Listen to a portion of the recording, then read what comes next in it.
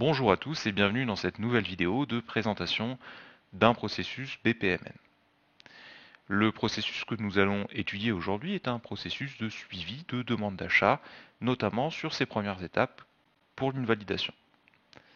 Dès lors qu'une demande d'achat est créée, nous rentrons dans un sous-processus de recueil de l'information où le dépositaire doit venir sélectionner son besoin. À partir du moment où le besoin a été sélectionné et identifié, la demande doit passer par une étape de validation du manager. Cette étape de validation conduit à deux situations possibles. Soit la demande est acceptée par le manager, et dans ces cas-là, nous allons sur une validation. Soit la demande n'est pas acceptée, et nous venons solliciter non pas une fin de processus, mais un événement escalade qui, lui, va permettre de reboucler sur la description du besoin.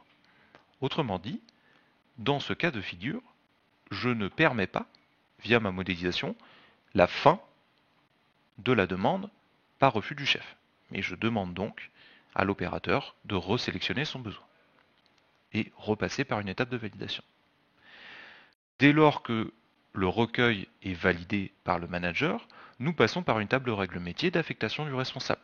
Cette affectation est fonction de plusieurs paramètres tels que par exemple la nature du besoin. Le responsable, lui, va devoir classer, catégoriser et analyser la demande. Nous ne sommes pas ici rentrés dans les détails de ces différentes étapes, nous avons juste résumé cet ensemble d'opérations par structurer la donnée. Cette structuration de la donnée peut conduire, dans certaines circonstances, à une demande d'expertise.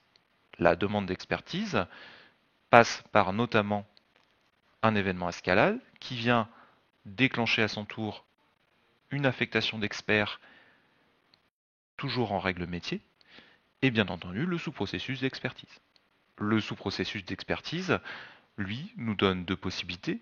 La première est la validation de l'expert, tandis que la deuxième, elle, est une erreur qui va nous permettre de recommencer encore une fois la demande d'achat auprès du dépositaire et réentrer dans le cycle.